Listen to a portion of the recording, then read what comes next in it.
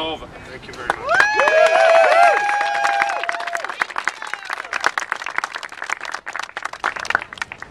Following up on what President Obama, both at the inauguration, mentioned for the first time, climate change.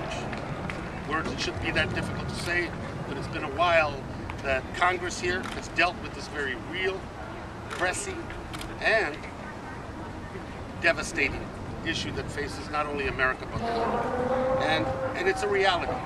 In 2012, from the Sandy superstorm to the droughts to the heat, $52 billion in economic losses for the American people in terms of mitigation, recovery from those disasters. And they continue to escalate, and they continue to get more profound in affecting the American people and families.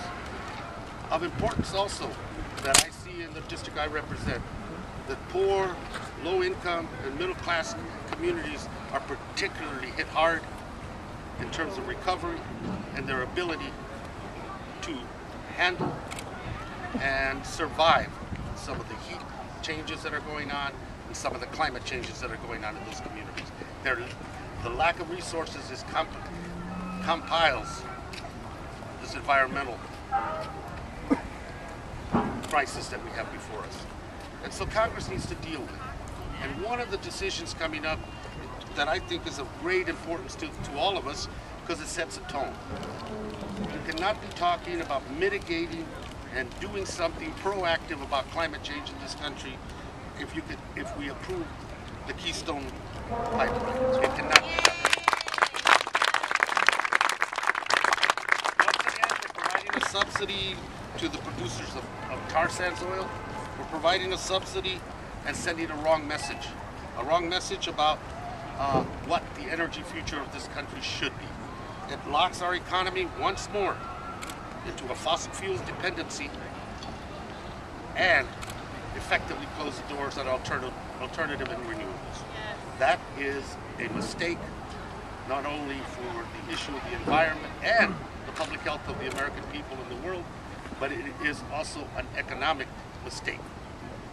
Instead of bankrolling this industry that does not need bankrolling, which is laying off workers while they continue to make huge profits, we believe that it is important to begin to make the investments now in the conversion to a cleaner environment, into a conversion to better protection for the American people and all species from climate change, and to a conversion to a reality-based energy policy in this country. We encourage this pipeline is not necessary. That we are in a position in this country to lead instead of to continue to follow that worn, tired path that industry has guided this country through for many, many years. And so now I think an investment in the planet, an investment in life, is the investment in the statement that needs to be heard. And the first bell ringing for a real aggressive and proactive movement against climate change has to happen with the denial of this pipeline. That is the bell ring. I want to also take time right now to introduce a new member to Congress, Congressman Tucano. New to Congress, familiar to the issues, and a new, strong, powerful voice in behalf of the environment, in behalf of public health, and in behalf of economic and energy sanity for this nation.